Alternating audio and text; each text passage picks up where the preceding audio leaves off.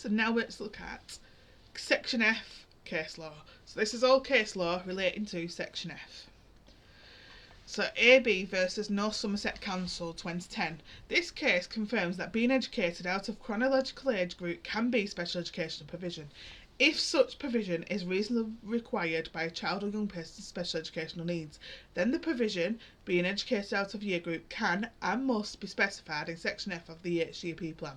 So any child that is educated out of year group, if it is due to their development and it's in their best interest to support their special educational needs, then this must be written as provision within an EHCP plan in Section F.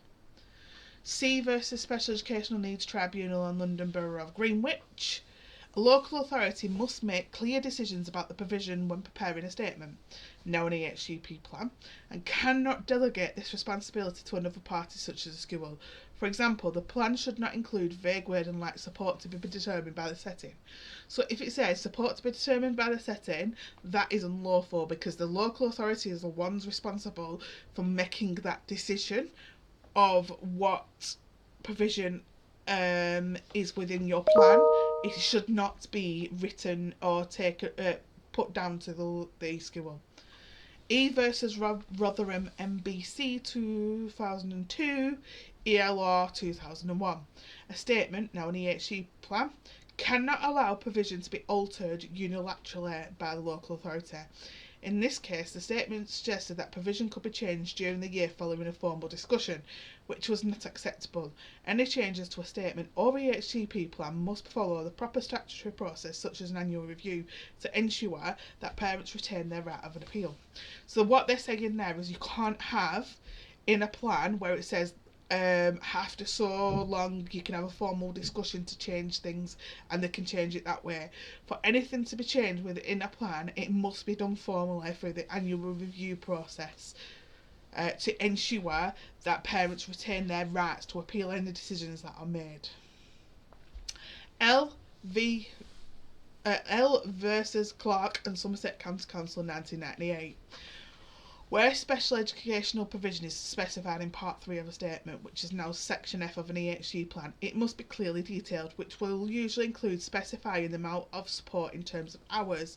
So basically, it should, where possible, obviously not every single provision can be specified, but where possible, it needs to include how much support in terms of hours, minutes, etc. So if it's an intervention, how often a week do they need it? How long do they need it for? So say 20 minutes, 3 times a week, that kind of thing is what we're looking for.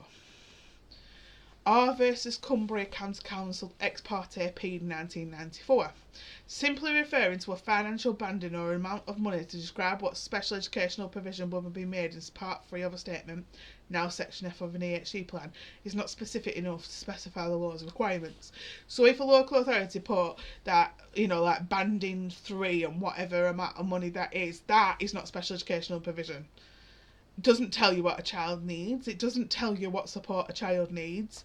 And quite honestly, especially for an EHC plan now, it's not relevant. What is relevant is what provision the child needs and making sure that it's specific enough.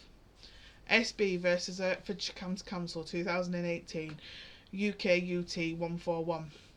This case considered how small classes can be specified in the HGP plans. It may be necessary to include details of staff to pupil ratios and or class sizes, where these are required to deliver the provision a child or young person needs.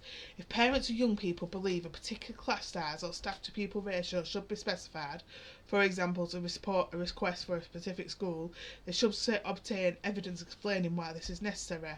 Where such evidence is available, they should request that the HE plan sets out the group size using a defined range such as 8 to 10 pupils. So basically, if we have evidence stating the need for small class sizes, like if a child becomes overwhelmed in a bigger class, etc., or a child, they might need to be in higher staff to pupil ratios due to dysregulation or anything like that, and we've got evidence that proves this, then this should be written within the HCP plan defining small groups, etc. Staffordshire County Council versus JM 2016. Transport is not usually considered special educational provision and should generally not be included in Section F of an EHCP plan. It is rare. I have seen it once or twice where it is, but it's extremely rare. Sometimes in the EOTAS packages you would see it, but usually it's generally not classed as special educational provision. Worcestershire County Council versus SE22. 2020, and London Borough of Redbridge versus HO 2020. These related cases examine the level of detail required in the HCP plan and set out a series of general principles to ensure that plans are clear, practical and capable of being enforced. So what this is saying is basically these two talk about making sure that we know who should be delivering the provision, how often the provision should be delivered, when it's delivered, if there's a level of training and expertise that the person delivering it is going to need. This all should be clear and set out within the HCP plan to make sure it is enforceable and it's practical to do so.